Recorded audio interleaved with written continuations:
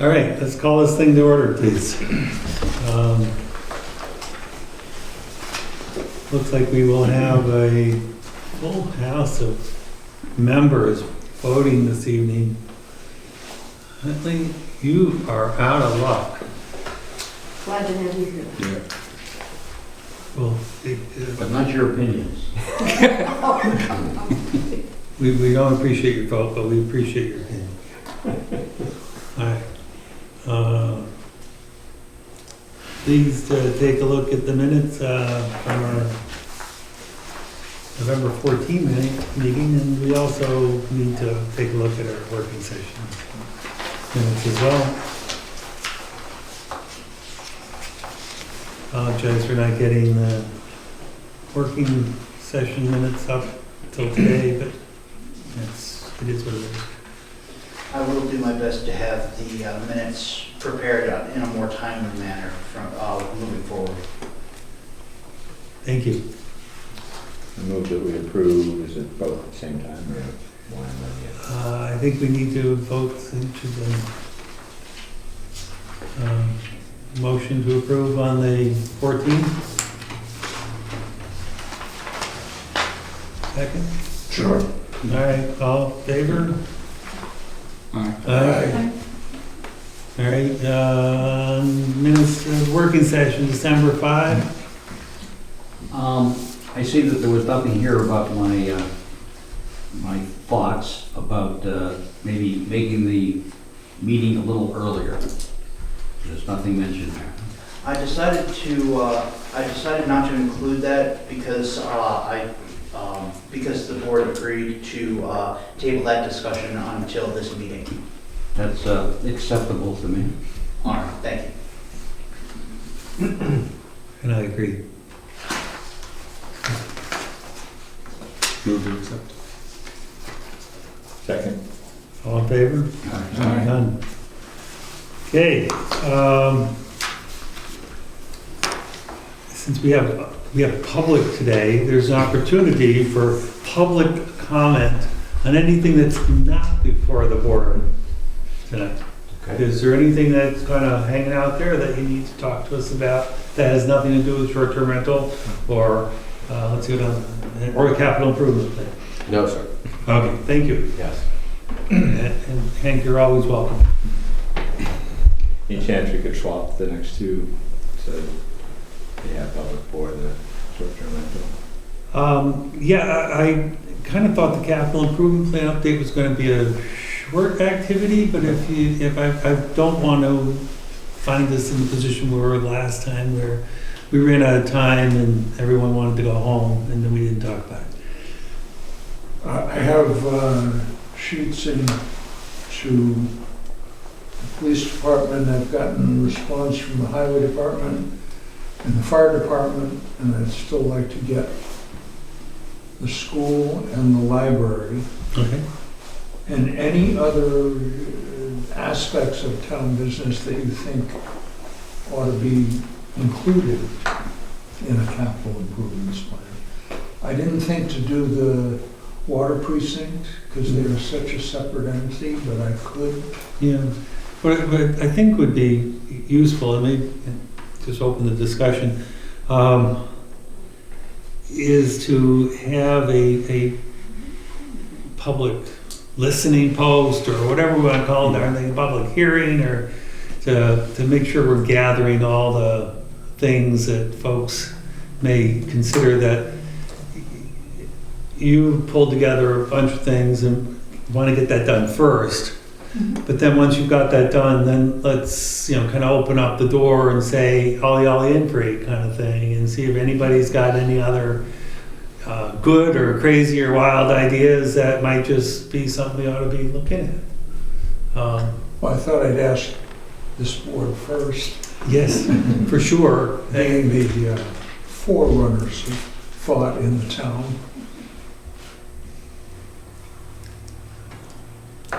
I think if you can get back to us with a collection of what you've done, and I think we can meet on that. And again, it's not as pressing as getting the short-term rental thing done, but we would like to get it done in the in the first quarter of next year, have it behind us.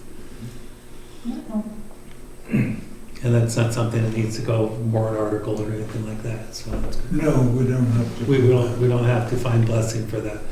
No, we just have to submit it to the selectmen, and they're the ones who act on Well, you never know about those guys.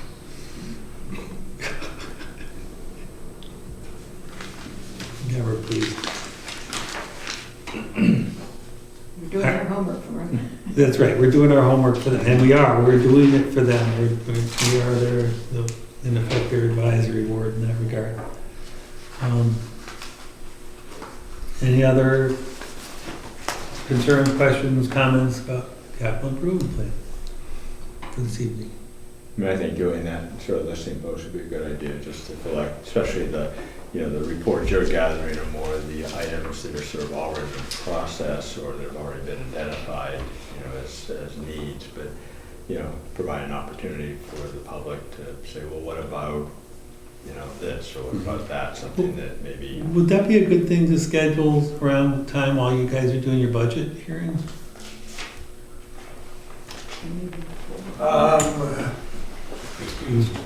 I know you're busy then, but it's the kind of time that you're thinking about all the things that you need to pay for.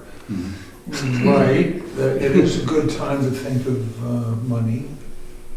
I don't want to complicate the budget hearing process, although lately, in my memory, like 30 people that show up for the budget hearing, so it might be a very applicable way to get more information in about capital improvements. Okay. I just wrote that, I didn't think about it, but this building, town office, not police department or anything, but just the building and the town administrator and the town clerk. I haven't asked them, so I think that would. Yeah, I think we It said. may not be anything, but I should ask them. Yeah, people who work the, Or the town treasurer. yeah. Folks like that, they might have something to say. They might. Just have to ask. Alrighty, anything else? All right, we're doing really well. Alrighty. Short-term rental update. Scott, you want to report on our activity this morning, afternoon, both? So we met with Peter Malia this morning, or this late morning, and he reviewed both our draft as well as Cordell Johnston's comments that we briefly went over last time.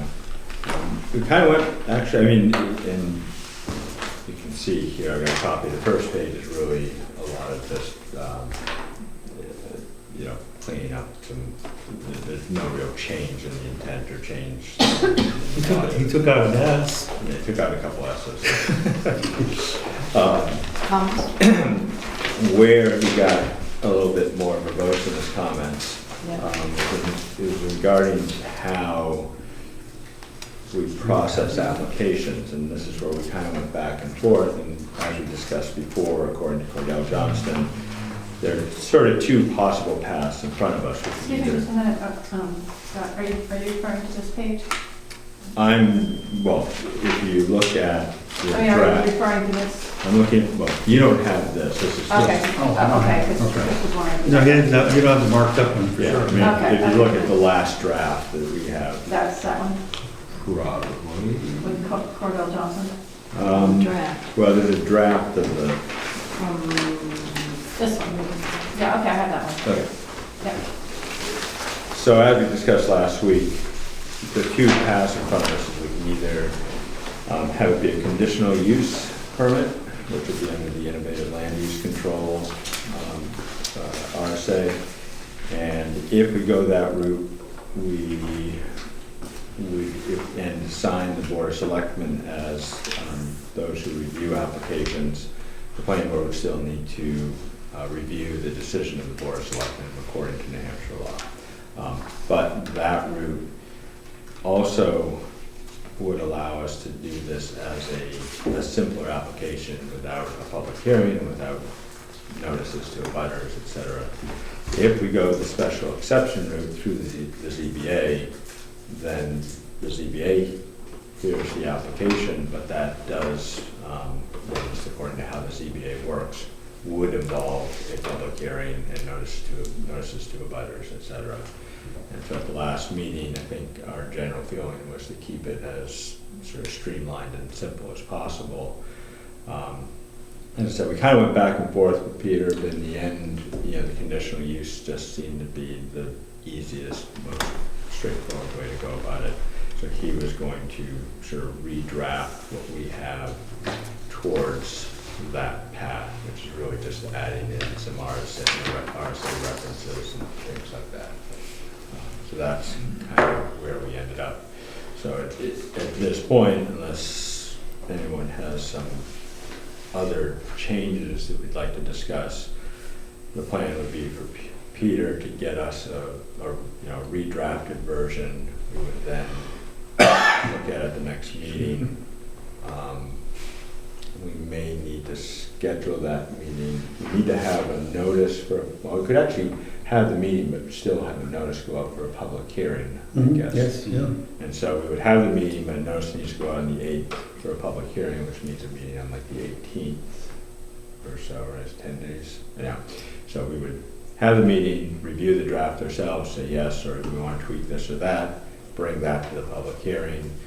And then if we don't make any further changes at the public hearing, substantive changes, then that's what will go to the town vote. If we made any substantive changes based on the public hearing, then we would need to have a second public hearing. And so that's sort of the broad. Did he make any comment, was it Mark Hansel, who seems to write a letter almost every other day, that simply declared that short-term rentals is totally illegal because it's business? Did he make any comment? That was in today's paper. Did he make any comment about that? I asked him initially, and we really didn't answer the question. Where it would very possibly, and according to Cordell Johnston, he didn't think that it would be, but where it would be very possibly illegal already is if we can label it a business. And I'm sorry? Is that an airplane? Sounds like an airplane.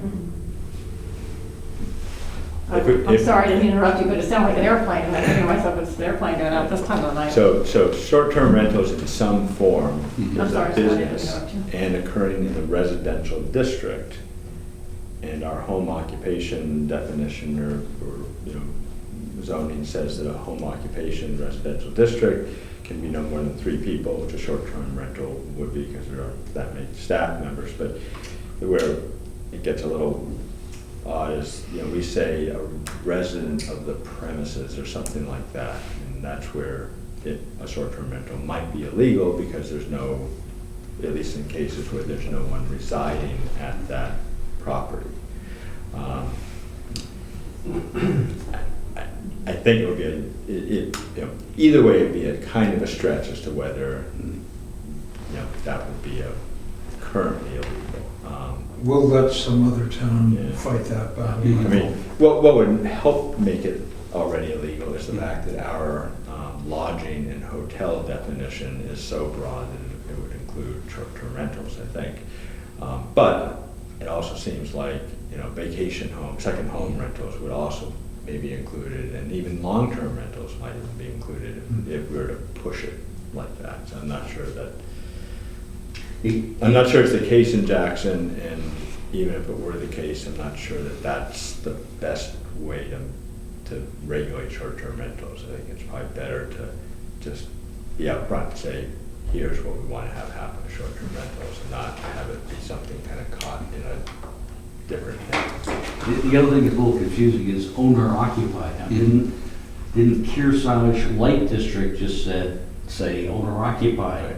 And then they sort of backed away from that. But what is owner occupied? Does the owner have to be there at the time? That seems sort of... In a bed and breakfast, the owner has to be there.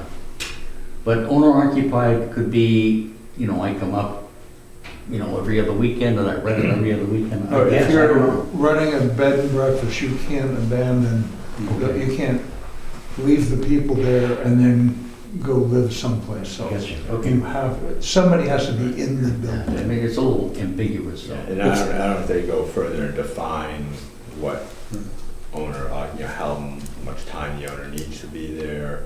I mean, you know, in where we have that owner occupation, we also allow long-term, more long-term resident. We don't really care if it's the owner or a long-term renter, as long as there's some occupant, on the premises. The whole thing seemed to be a little contradictory. It Well, gave it and then took it away, or took it away and then gave Well, it back. they didn't really, but it is fuzzy, and it's intentionally so, to enable folks who, say, for example, if you own a home here and you have an ADR, one of these separate units, and you use that as your Airbnb. Does that mean you have to be at your house 100% of the time while the people are there? No, you're owner occupied because you live there, that's your residence. Right. And you're there, Or second residence. or your second residence, and you're there most of the time, but, could it be that there's a particular weekend you're not there and you rented it? Yeah, probably could happen, but it shouldn't, but it's, who's It will. gonna enforce it and how it's gonna, how are you gonna do that? And what do you do about the snowbirds who would rent out as a B&B during the winter while they're down in Florida? Right, or vice versa. I always thought that owner occupied, and I grew up in Kearsarge. My parents rented rooms to the actors, like in the Lighthouse. Owner occupied was when you lived in the house and you were renting rooms. Right, exactly, yes. And we were at a friend's house, so she has an Airbnb, and in Massachusetts, she rents out 2 of her rooms, and she has to live in the house Yep. to rent those rooms out. And Right, it's- right, but if she wasn't here that particular weekend, no one was gonna come after her. No, Right, I mean, that's, I was gonna say. But I mean, that's her primary Yes, yes, residence. that's what I'm saying. To the extent that it's fuzzy in the enforcement side, not on the definition side. And you could probably use, primary residence, where do you vote? That's sort of, where you could call that's where you live. Of course, if you own 2 properties in Jackson, and, you occasionally stay at one and mostly stay at the other. Or you're mostly in Florida, except for 5 months of the year when you're here. Yeah, that kind of thing. So it gets crazy. I mean, while we're talking about short-term rentals as a business, Craig, is from Eagle Mountain House, and I don't know if Craig has comments as to how your business is impacted by this other sort of quasi-business sometimes. Sure. Just sit down there? Sure, come on down. Thank you. Join us, please. No, thank you. Even though we're not supposed to let you do that, come on down. Well, I'll stand. I'm good. We suspend the rules of work. So I'm Craig Boyer. I'm the general manager of the Eagle Mountain House. I've lived in this Center Conway area, Conway, Madison, since 1985. Left for a couple of years. Used to run Fox Ridge for a long, long time, pre-fire and after the fire. And I've been at the Eagle 2 times as the manager. This time I've been in it's like 2.5 years. So, but I live in Center Conway, and Jackson's such a special place, and I think it's thanks for Scott giving me an opportunity just to say and talk, and it's a tough dilemma. It's been going on, and now it's kind of 3 or 4 years ago. Now it's all on Expedia, and that you book on Travelocity, and it's definitely a competition for the hotels. I mean, it's a no-brainer. They're in direct competition to us, to every hotel. So, but our feeling is, I think competition's good, but the rules are not the same. Okay? They don't have to be fire inspected. They don't have to have all the safety issues that we have to do. When we put in a carpet, it has to be fire rated because it's a commercial thing. When I put a bedspread on that thing, it has to be fire rated. When I put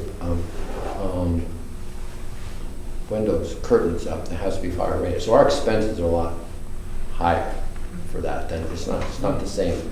The fire chief comes in and inspects, and all of our fire, lights and safety and all of those issues. So we're like starting from a deficit. So, and occupancy in this area, nobody's selling out every night. We all know that. So the nights are precious. So if we add an extra 10 or 20% rooms in the area from Airbnbs or whatever, you know, then we need 20% more people to come to the area to visit. And, you know, and not knowing the traffic studies that New Hampshire can run on how many people come up here, I would doubt that the growth in businesses kept up, visitors kept up with the growth of Airbnb.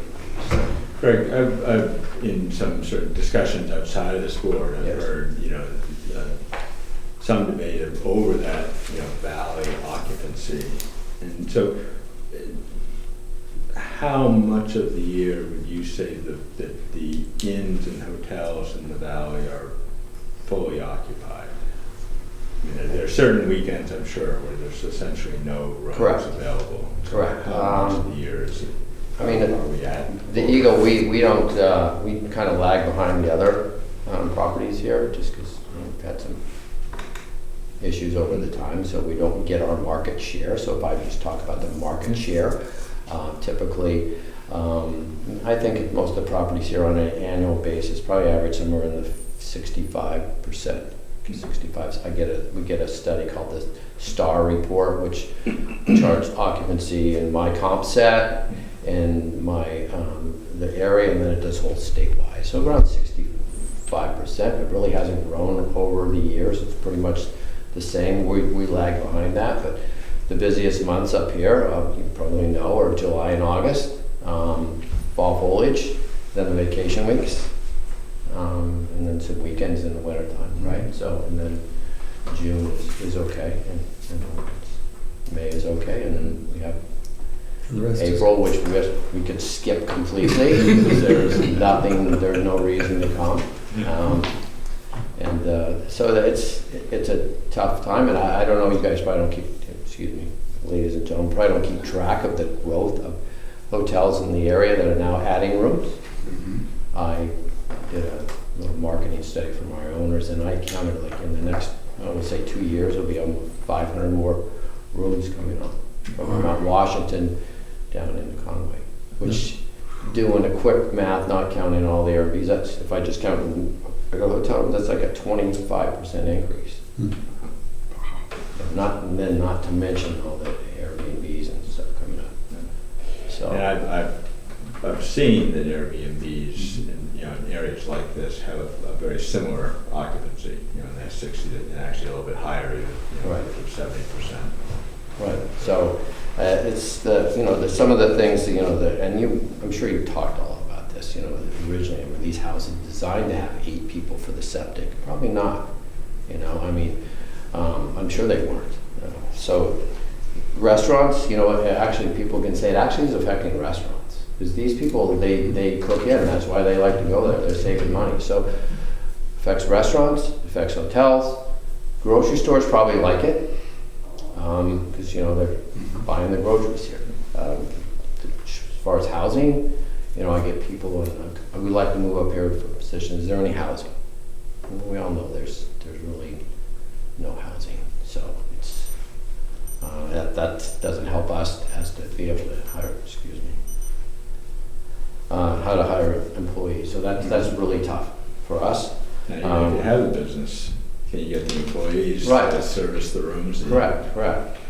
We're, as a hotel owner, or a hotel owner, not the owner, we're invested in the community. Now, I'm sure as far as we want to be good neighbors, and I'm not saying that these other people aren't invested, but when they make decisions on voting and rules and taxes, are they going to be thinking about what's best for what's best for their, I don't know, let's call it a business.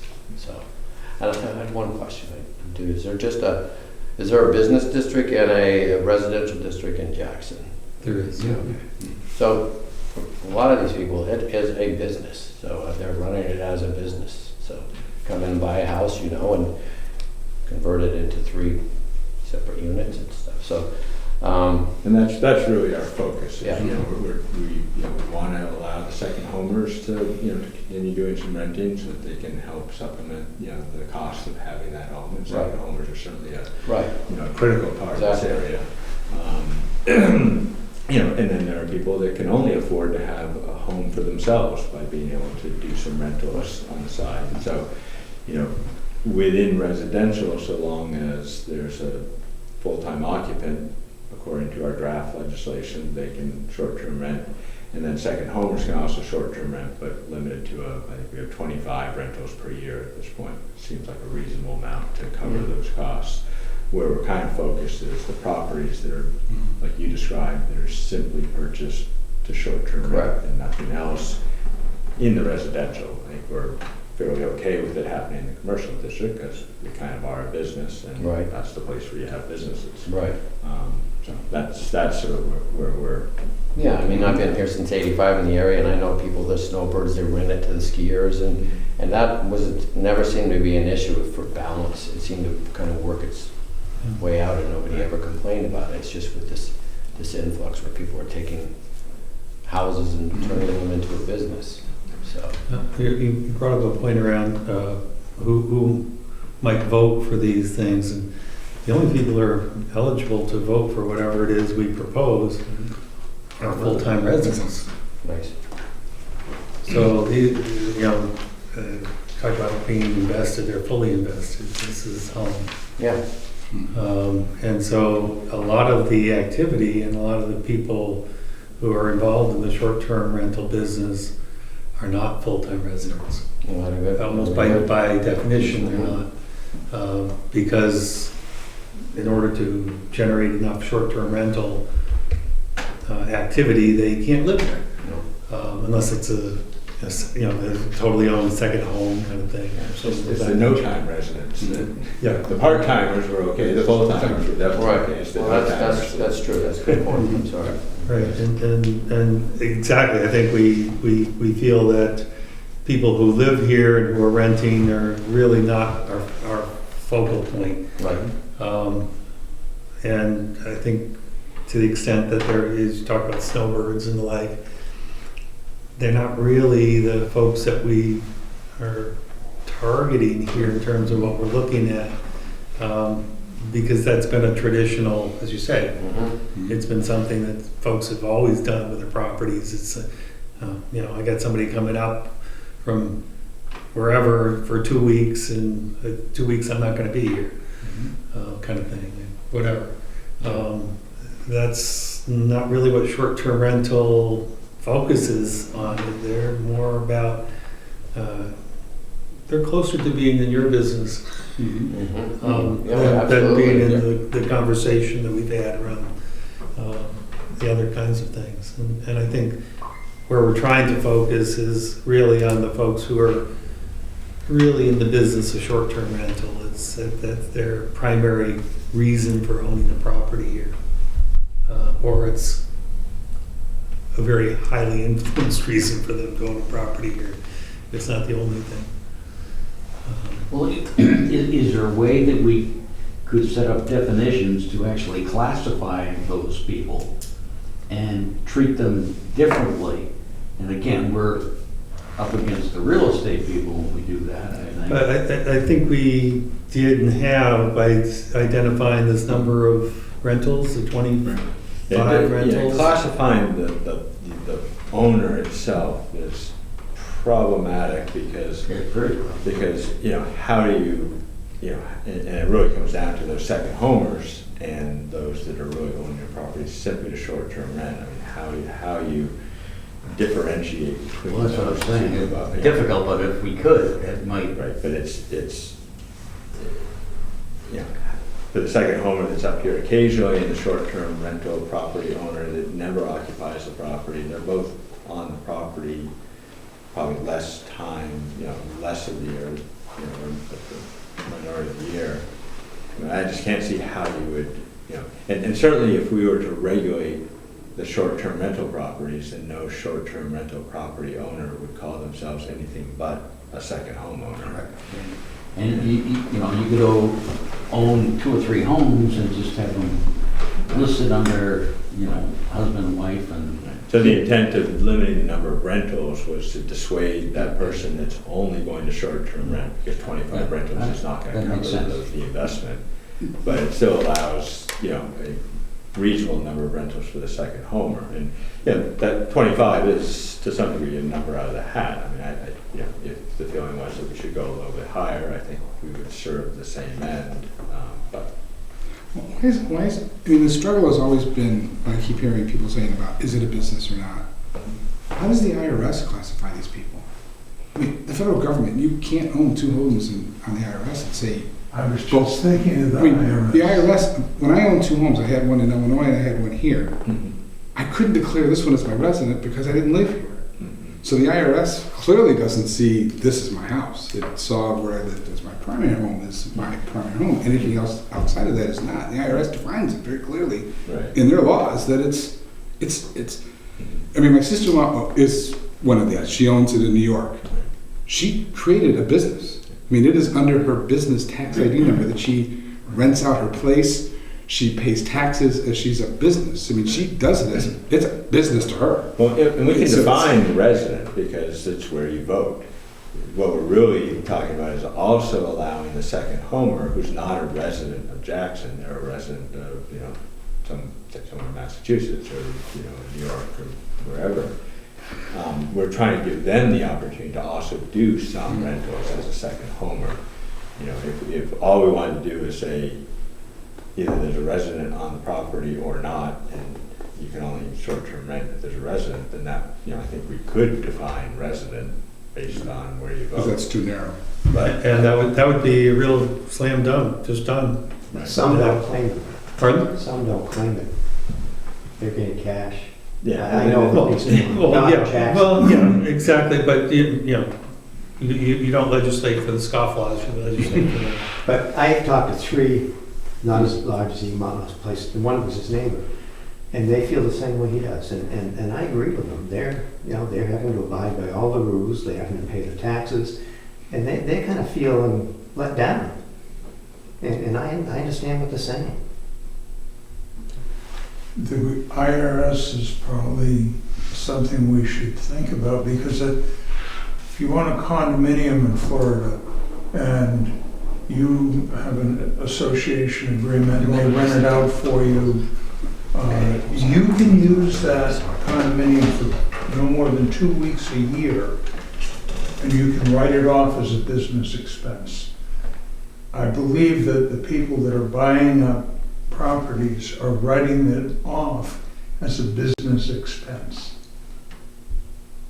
So that's kind of putting them in business, if we wanted to look at that aspect of it. Will never get their tax returns.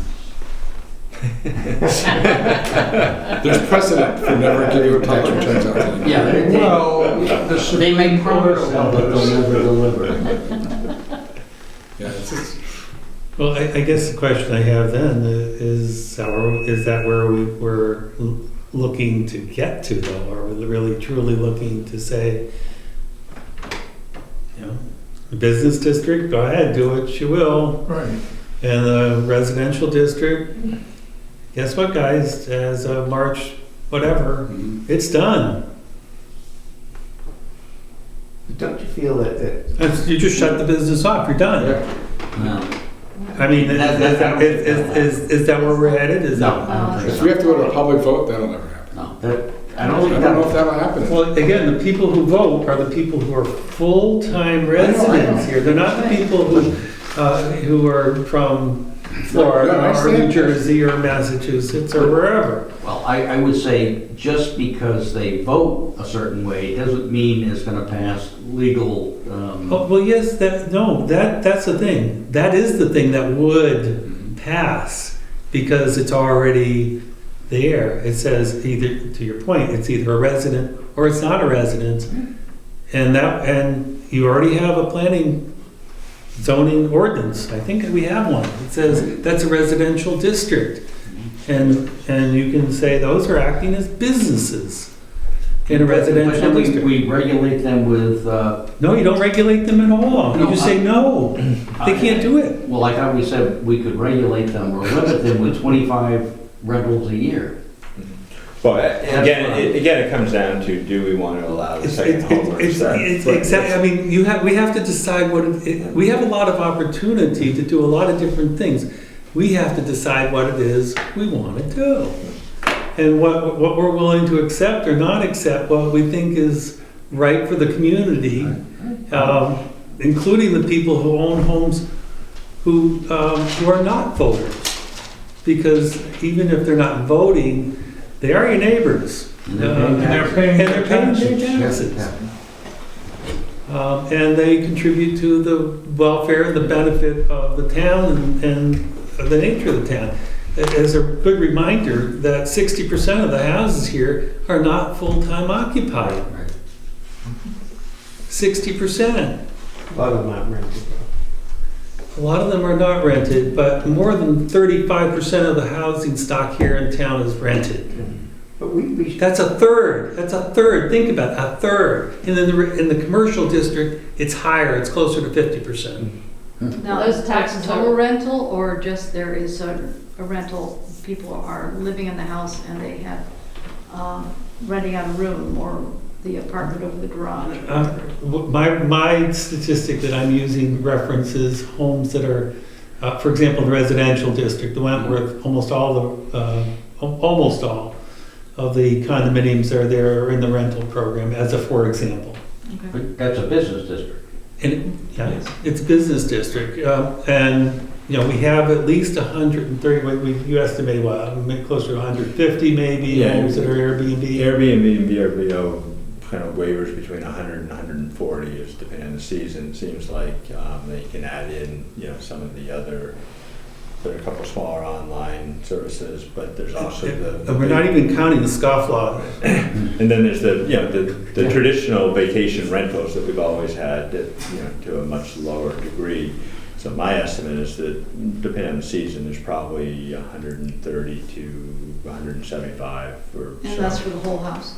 Or that's just the Th- ones that are listed? That's our listings of rentals, so they could be, I don't Could think, be either. I don't think there are many rooms being rented in Jackson. There are a few that are Like where ADUs. people have ADRs. They're doing rental of a separate unit. But that's about 10% there. It's a really small of group. Just That's- short-term that's- rental. So usually it's the But whole the, house. but the snowbirds would list their house on a Airbnb if they were leaving for 4 months. They Sure, could yeah, check. They could, but So- they don't. Most of them don't, I don't think. Am I wrong on that? I mean, I think Is there any fluctuations? more and more are, but, taking advantage of that opportunity. The mechanism. But traditionally, real estate agencies in the area have handled a lot of those vacation rentals. We listened to a gentleman a couple meetings ago that's That's what what he's he does. been doing for years and years. Just, he's got a group of properties that he just rents out. And from that perspective, it's just a matter of who you're going to pay what Right. amount of the percentage of the rent that's going to be received by the renter.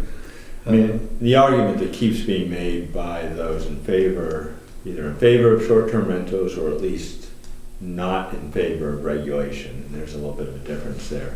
But the argument, that keeps being made is, well, we've always had this is traditional, we've always had short-term rentals, but we've not always had Right. this because This is a different, the facility to do this online today so dwarfs the ability to list and rent properties even 5 years ago, let alone 10 or 25 years ago. So it really isn't the same as what it used to be. I think to your point where folks can go to Expedia and find these things, it's unbelievable. It's like, It's access.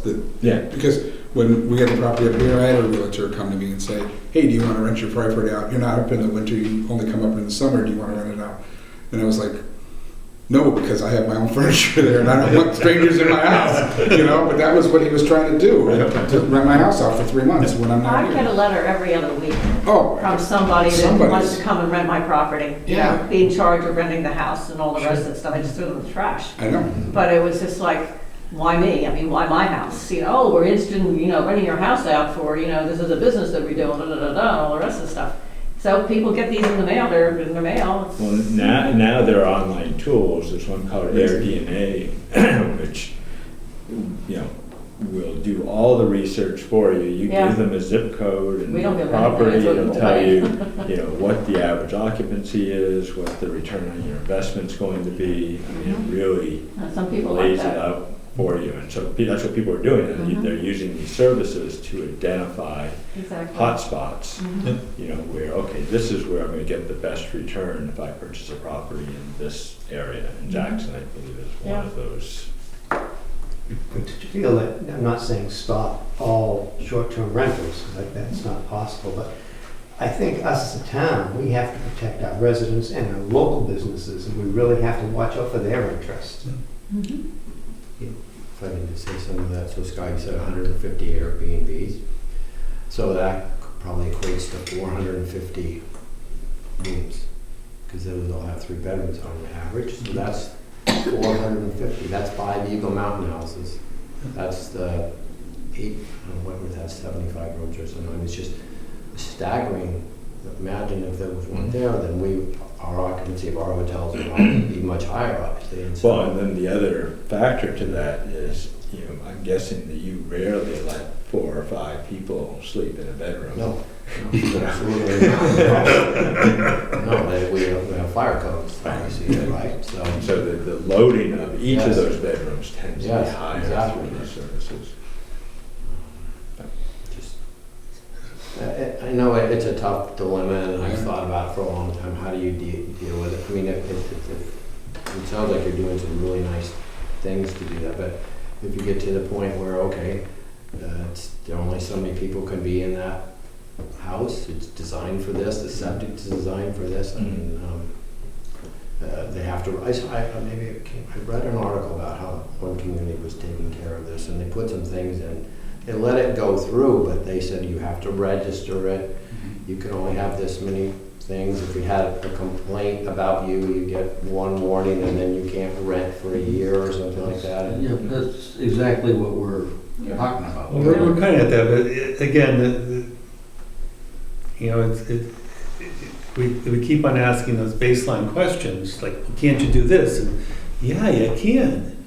If you want to just say, you know, blow it out of the water, we can blow it out of the water. We can just say no, as Laconia just did, and say, you know, no, it's not acceptable. It's not okay in your residential area. It's okay here, it's okay there, but it's not okay in your residential area, and let the chips fall where they may. Now, again, they have to get that passed through the same as we would. It's got to go through a voting group, and people have to say, yeah, they're willing to vote for it, and it has to pass. Otherwise, it's all for naught.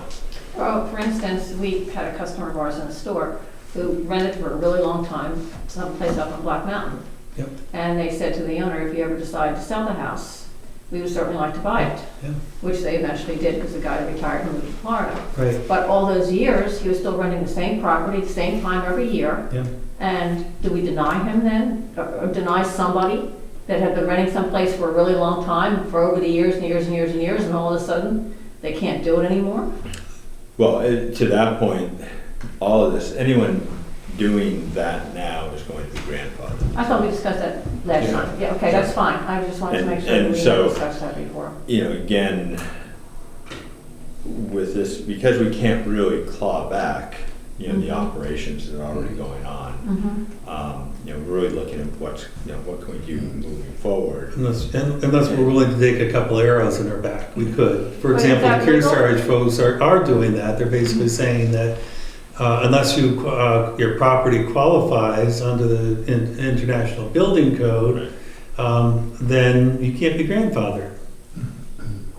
And you know, the only buildings that follow the International Building Code for rentals are Eagle Mountain House and the Wentworth and some of the other folks that have sprinkler systems. Well, Nobody else has I that. talked to Kevin before I came to the meeting. I saw him in the bank, actually, and I asked him if he wanted anything that we should know. And his big thing, and he said this before, and I know we all know about it, is the safety regulations, Yeah. that they have to be enforced, and septic systems have to be enforced, and all the rest of that stuff need to be enforced. Yeah. So those go, and I think we discussed writing them all in there, the safety concerns and inspections, and just like you would do any other, like you said, any commercial properties around here, they have to abide by that. Yeah. And registering and who's doing all the, so at least we have a handle on what we're dealing with. Right. makes And I think Peter was fairly clear that depending on, to the extent you want to get to a full restriction, we're going to be using an awful lot of his time in the court. Exactly. And because case law is not there Mhm. on most of this. Mm.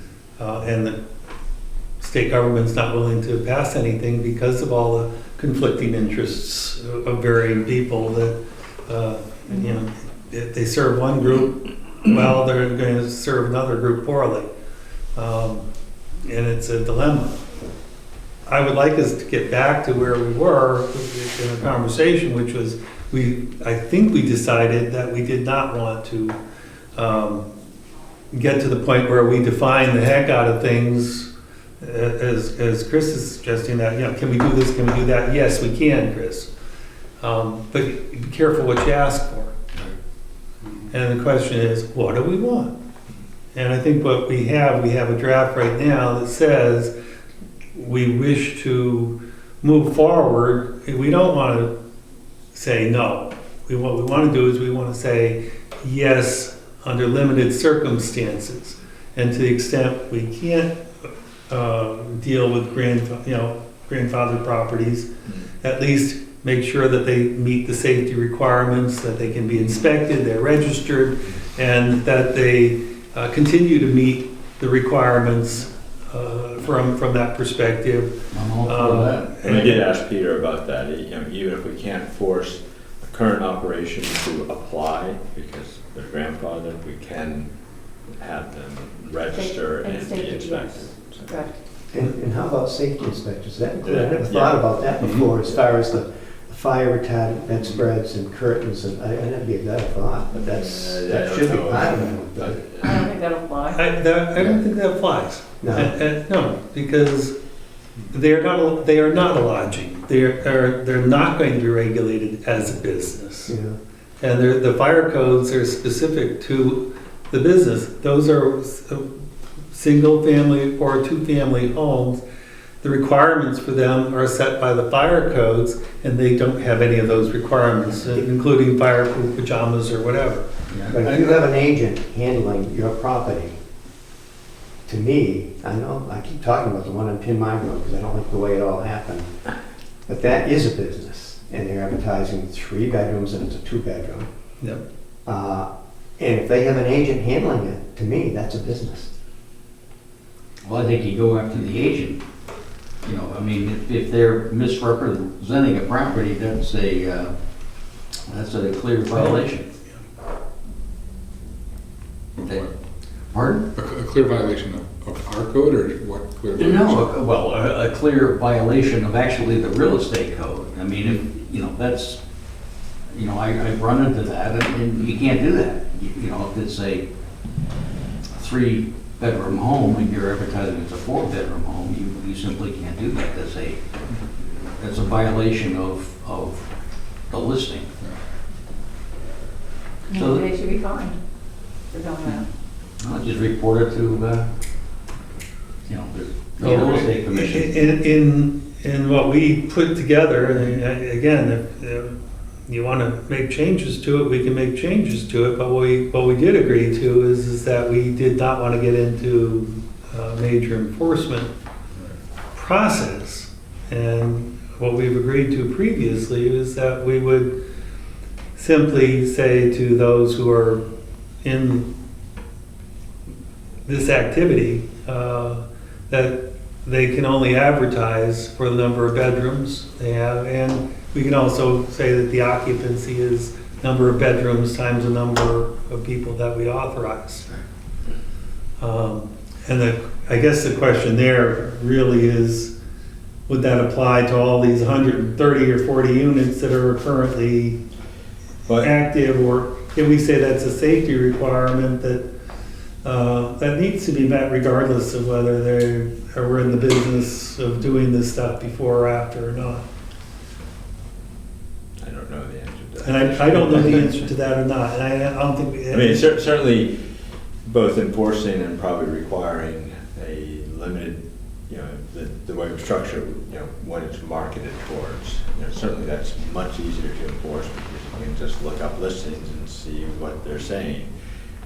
Knocking on the door in the middle of the night to try to determine how many people are in the bedroom right now is going to be much more difficult, obviously. I don't want that job. And I don't want that reputation for Jackson. We knock on people's doors in the middle of the night, saying we don't. And so, That's how rumors get started. so in terms of controlling, the growth and the influx of this type of thing, I think limiting, the marketing part is what does that.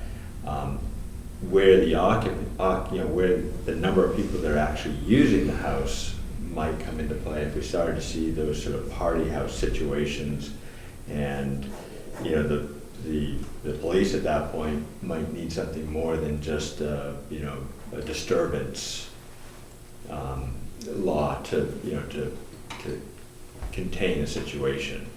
If you have 20 people in a 2-bedroom house and they're not making a lot of noise, but they're still sort of disturbing the neighborhood just because of the number of people there or something, I don't know, but that's where the occupancy, I think, would come into play, is that sort of enforcement. And we do have fire rules for single-family homes. There's also a population limit, I can't remember, it's 14 or 17, and then it becomes rooming and lodging. Right. As soon as you go over that occupancy level. But what I would suggest is that we put the words in now. I think the selectmen are going to be integral to the enforcement aspects. So put the words down now. We're going to have to figure out with Peter what enforcement. I can't dance. All right. Always have. I can dance to that. Now, one thing that Peter did recommend, in our 1C7, 1C5 is where we talk about the number of people to be marketed towards. And then he had in 2, he changed something to say, instead of where we said ensure that all parking of vehicles are on site, because that's already taken care of in the previous section. He changed that to ensuring that all of the provisions set forth in 1C 1 through 6 or 7 are met. So I don't know if that somewhat captures that occupancy thing.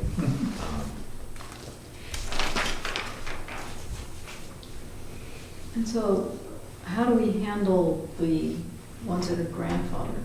It would be awfully nice to get them on record.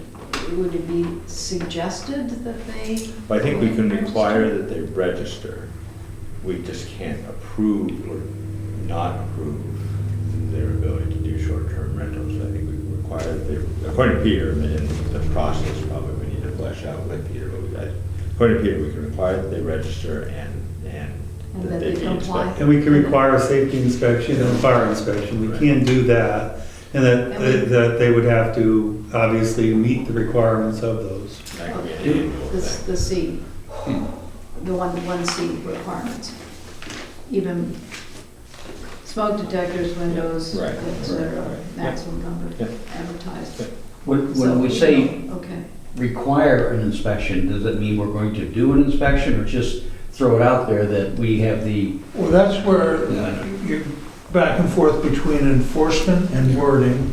I put the words in, and then let's see how we enforce it. Right. Because as long as the words are there, you can figure out a way to enforce it. If we don't have the words, we can't enforce anything. I think we'd require registration, I think, Right, by right. town as to whether we do it. and then we have permission to do at our Well, if we want to, if it looks like it's going to be a fight Oh, with somebody, we can choose to have that fight or not. Or if there've been complaints, or, Yeah. whatever the case may be. Now, what about a noise ordinance? I think we would need to. We already have one. Well, we do have a don't. noise ordinance. The question is whether it's satisfactory or not. I don't think we do have a noise No, ordinance. we don't have one. No, we did. I think that the local hotels have been enforcing it. It's 10 o'clock at night. I think that's more of a, maybe Craig can treat this, I think that's more of a voluntary. Yeah, we have, for bands, obviously, we I stop all think it's our part of the bands. license of the Yes, band. we know you do, we hear. We do 90, but we agreed to keep it under 90 decibels at the property level, and then we shut the bands down to 10. Right. Because we That's not understand. I know. Inside, if it's an indoor wedding, they're not bothering anybody, so they can do, but we monitor that, with the bands. Turn it down, turn it down. Pull the plug, right? Because we understand, but it's 90 decibels, which is we wouldn't even be able to talk at 90 decibels. Well, and Chris, the chief, he Yeah. talked about, setting the decibel limit is almost impossible to enforce. It just, Right. Where you measure, how you measure, what's going on around, it's just, Okay. but he did say though that Jackson really does not have any noise ordinance, and that might be something the town would want. But that wouldn't be us. That'd be you guys.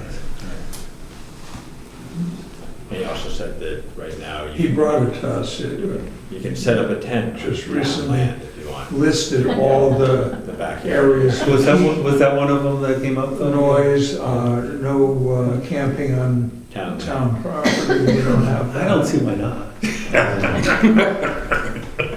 Well, because we want to support them. That's right. You put a Walmart in. Park there. But he did come in Yeah, and speak yeah. to us about it. So, I mean, the deficiencies aren't in the planning process, or the planning board, and zoning ordinance. It's really more about making sure that the town itself has proper ordinance. I think you've got it. I think that wording it to have registration and inspection is the way to start. If you put, again, novice here, kind of throwing out, if you put something in that you can inspect, but you don't, consistently. It's only a problem, and the same thing with enforcement. It's only a problem if you're enforcing here or inspecting here, but Not inspecting here. there. Right, I'm saying, it's like, if we're gonna inspect, we can't pick and The choose. fact that we put a who law in wanna place doesn't inspect. mean we have to find every single infraction of that law. But if someone reports an infraction, to whoever's enforcing it, then that has to be followed up. But where you get into trouble, and frequently there's the argument, well, this law has never been enforced, so you can't Right. enforce it now. Yeah, we'll only- But you can enforce it now, you just have to then continue to enforce it when it's brought Even, to your you attention. have to, right, Do it. you can't say, yeah, I'm only picking people on Moody Road. Right. You can enforce it infrequently as long as it's evenly. Right. Right, Over complaint, say you only Oh, right, no. enforce it when there's a complaint in a neighborhood. Or maybe you enforce it, at the beginning of the registration process. I talked to both the fire chief and the building inspector, and they both said the same thing. We'll do it, but it's gonna cost money. right. It's gonna take our time. Right. Okay, I accept that. And as That's I part recall, of the Kevin deal. was happy to accept the opportunity to work more hours if it The registration process if it generates. should generate some income. Yeah, Right. That's what we have to balance out. yeah, So. but we have to pay for it too, so. So we need to figure out how much that costs. I mean, how many hours and. Yeah. and- He talked about that. Yeah. The 3 hours, is that? Yeah, is that- Peter basically said, you need to come up with a rate that'll cover your expense. It has to be within reason. So do we have a fully costed rate for Kevin or Jay? I have to check on that. I don't know. If he's come up with what would be appropriate, I really don't know. Because it's the person's time, but also it's administrative Right. time. That's why So I fully it has to, I don't know what that is. No, it has to be but it's loaded, it there. also has to cover the healthcare costs and all the other stuff, yeah. I know, Well, Payment his- plan We can get his. for compensation. Time, what that's What's the costing us, That's for the selectmen. with health and Yeah, yeah, yeah. retirement Yeah. and vehicle and. The hourly rate, cell at 1.3 or whatever it is. Gas yeah. mileage Oh, and, that's all there, huh? Yeah, all of it. I've been in business, I understand that very well. Yeah. And also the administrative. Yeah. But, Yeah, and they have time. And all of that is, and no, you can't charge $1,000 per, so. We have to come up with something a little bit less than that. And a little something for the planning board's party. Christmas, right? Oh, Yeah, right. yeah, Where are we Bill, at with that Christmas? when is the Christmas party? Are we having it at the Eagle At the Mountain? Eagle Mountain. That would be great. That would be good. Yeah. All right, so, let us talk about what next steps we need to follow through then on. Peter's gonna be doing this, not as we speak, but fairly close. He's gonna get us a return draft in the next couple of days. We need to then do what? you have to figure out what the registration cost is, what we were just talking about. We need a registration number.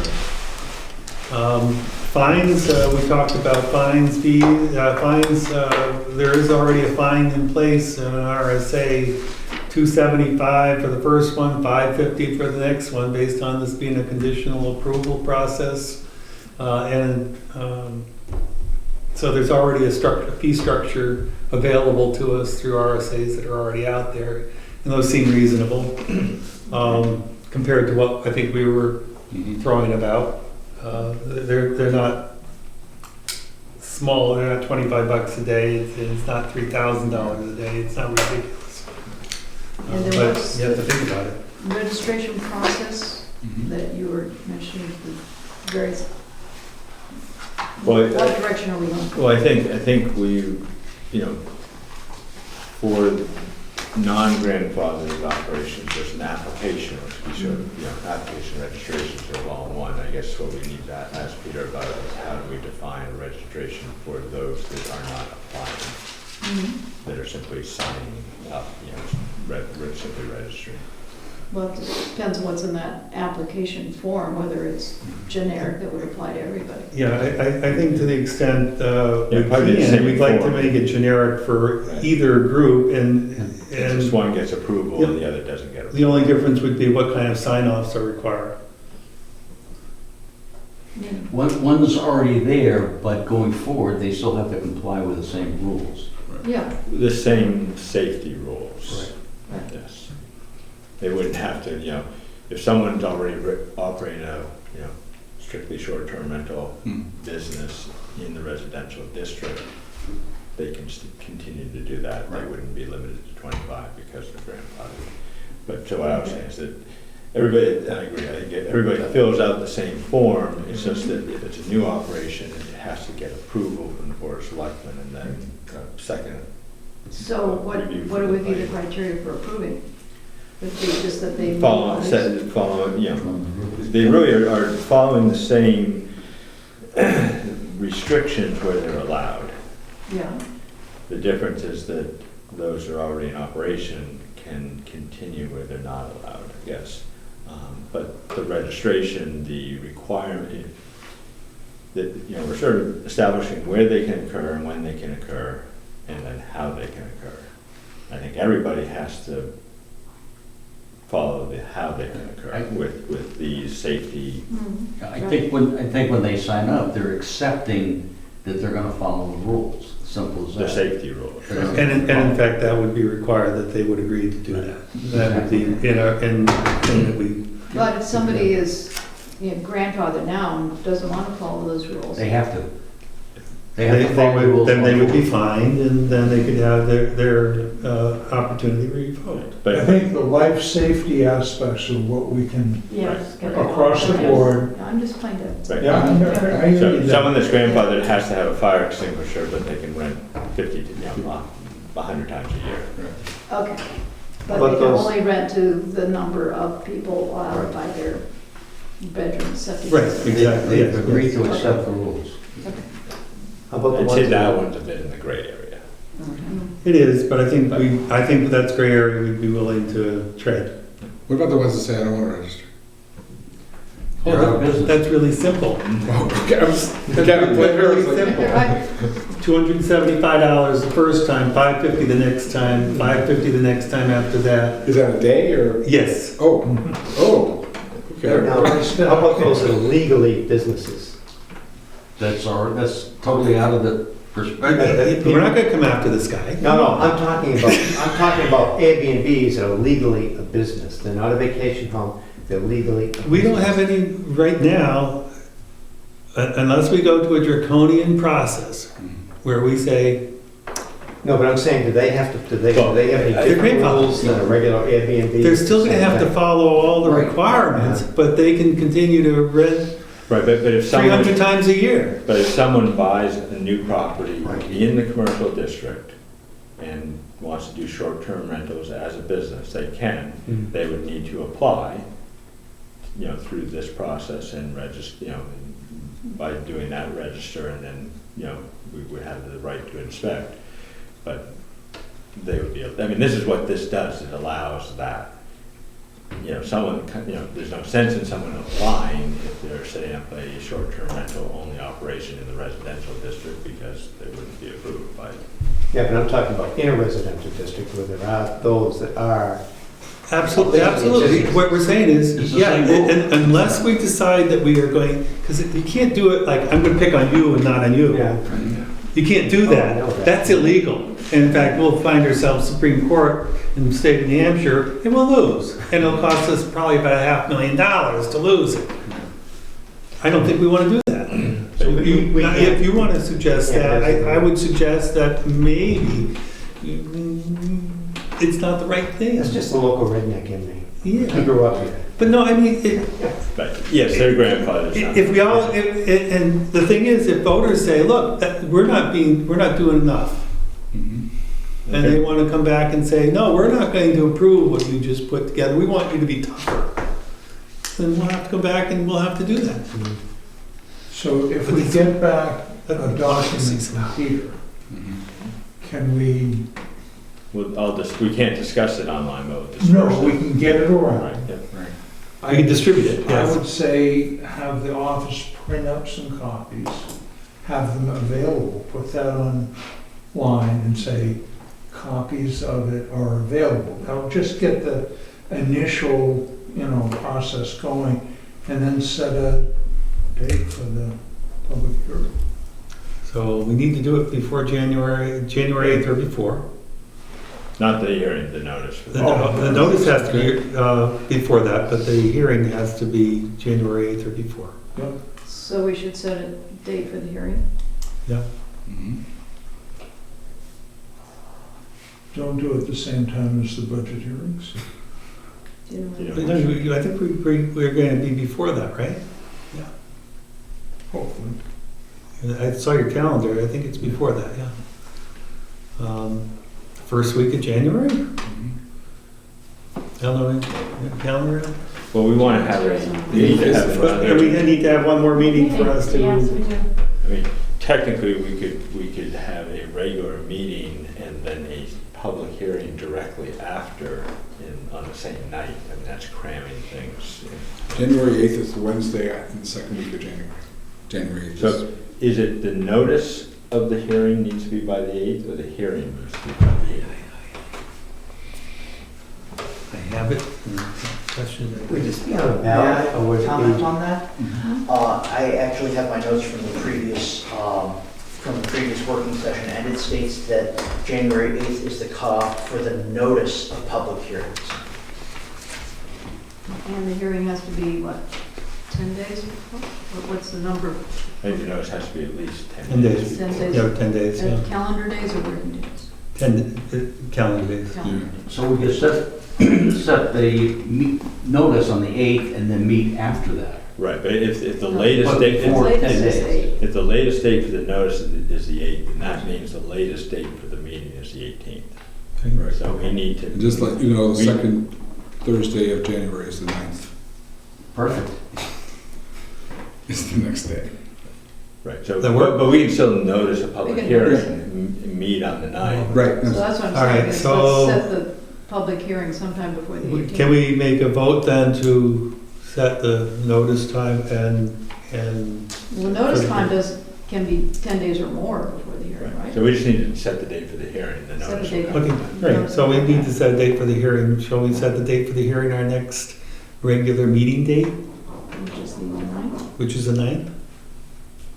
It does mean we need to review Sometime the before draft that, from yeah. Peter during the regular meeting and then, Right, and then, Do the public hearing. yes, yeah. Or do we want it to have a regular meeting the 9th and then have the hearing the 18th. 18th? 16th. The 18th is a Saturday. 16th? Good, nobody will come. Could be the opposite. You could have more people come on a Saturday. I mean, we don't have time to have another regular meeting really I mean, after this one. So doing it all on the same night, is I probably. think, Bill, you six can and a half construct the notice, right? And have it out on the 8th? Oh, sure. And then That's the secretary's. Yeah. I'll let him. I'll do that. This will Be be fun. on ballot, right? Yeah. What's that? This will be on ballot, so those that aren't here can still vote for it with an absentee ballot. You mean for the, The For the hearing. town meeting. yeah, for the town meeting? Town meeting, yeah. not- Yeah. not- The that's- town meeting would be on ballot. Oh, it's on the ballot, so yeah. Yeah. So- But that's not what we're talking about in January. No, he's, Yeah, I'm- You're ahead of us on that. he's jumping far ahead. He's already. I'm still ahead of trying to the stay up class with and then January. ahead of- Yeah. I'm just watching the clock. Really. Right? Oh, yeah, right. I, Dick, did you see the clock? Yeah. I've been trying Yeah, hard I've got to mine. get this Okay, closed so- up. I know it. And I put out my hand even before Dick. So our meeting's on the 9th. Did you want to do something the following week, which is the week of the 13th, for the hearing? You want one more shot? I think we need one more shot. So we We, have, we need to see All right. Peter's, if there's. All right, any then we will do that. We will have our regular meeting, then we'll have notice, and we'll have the public hearing the week following. Mm-hmm. The 16th. That's Thursday after. That works. Mhm. We're good? Everybody good? Mhm. And unless when we take a look at the calendar that doesn't fit, we're gonna go with it. And so Okay, notice- we agree, we have to vote on that, or? No, do- it's a plan. Okay, okay, so what are the dates now? So our next meeting is January 9th, Okay, and then the hearing would be January 16th. And the notice will go out by the 6th, And the notice has to go out by the 8th. the for 6th. the 6th, Six. this is 10 days before. It's The 10 days. the latest the notice will go out is the 8th. We did it on Saturday, we can do it the It could be even 12 days before if you like, you know? I'll get it out as, I'll get it out Tomorrow. as second as far as.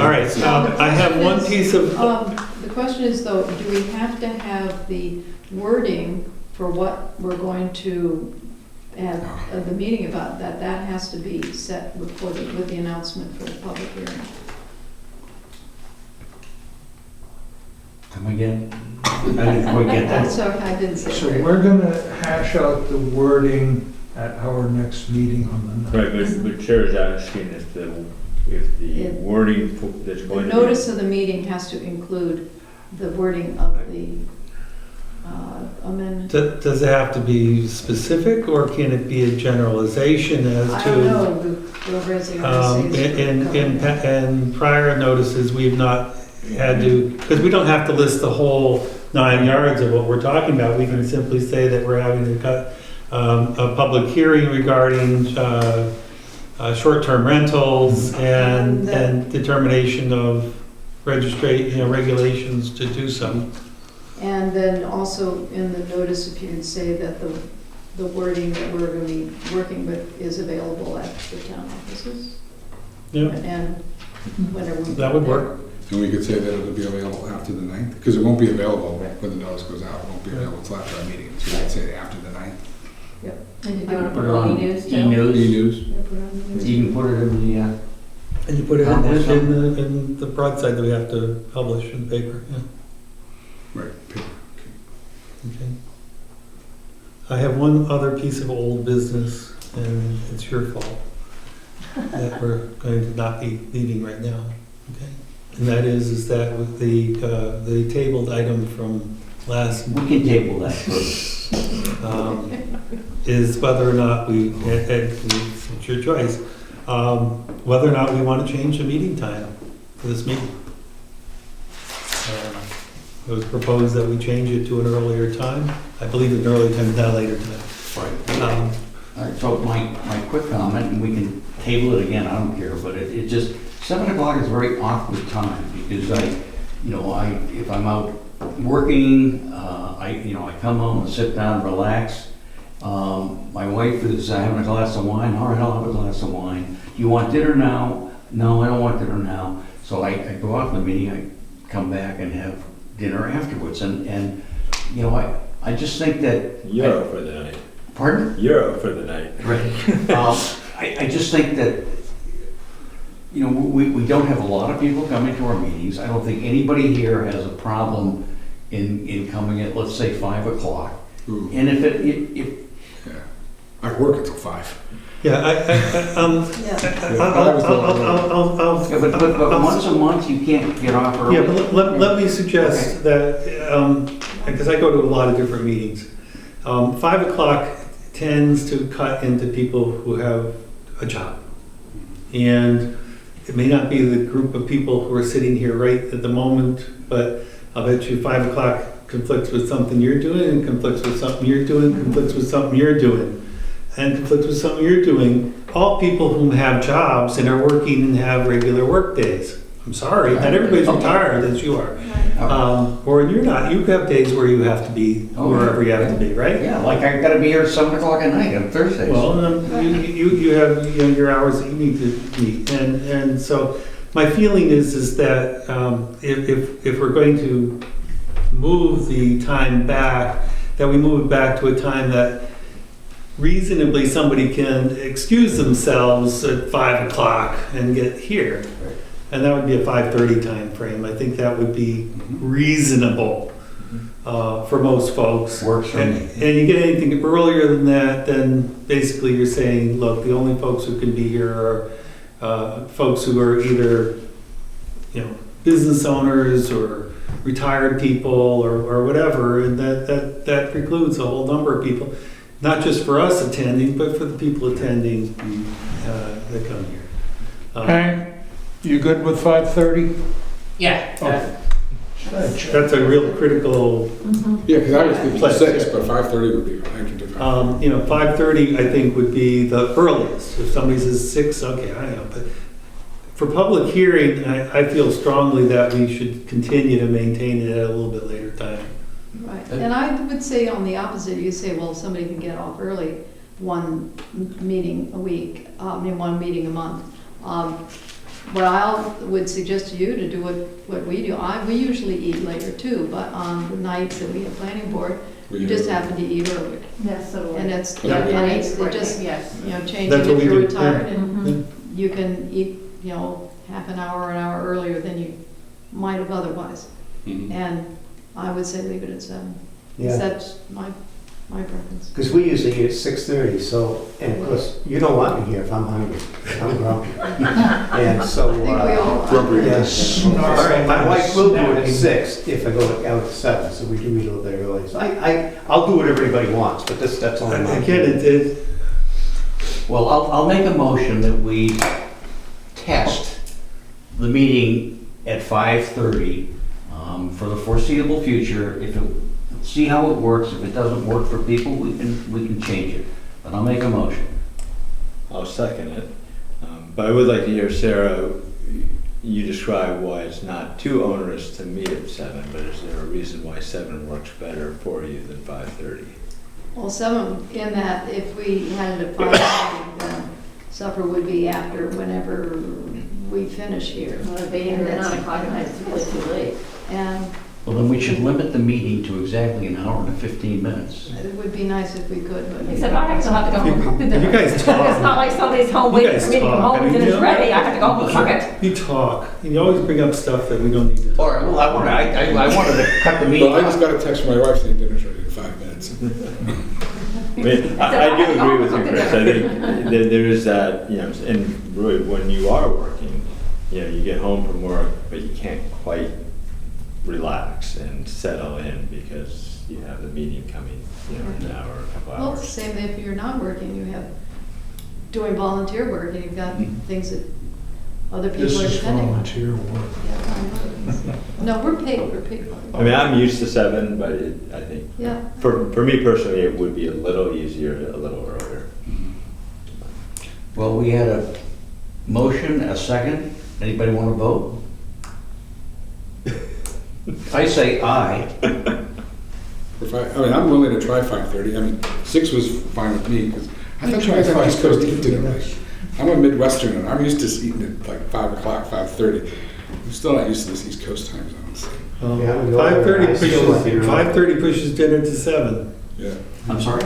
I said 5:30 turns dinner to 7 or 7:30 for those who. Well, I always, that's usually when I eat it, so. Yeah, that's perfect. except if you have to make it. Yeah, except if you have to make it, like I have to go home and make it. We're gonna eat dinner at 9 o'clock? I don't think so. I think we have a vote on the table, do we not? And we have the right to vote yea or nay, I think. I'm voting nay. I'm voting yes. Nay. Yes. No. Yeah. I can't vote. You can't vote. Yes. So how do we end up here? So, Tied? It's tied. I mean, no, there's 4 of them, it's no. 7. All right. That's fine. Okay, I can live with it. 7. yeah. Keep it at 7. But I do make another motion that we, that this meeting is ended.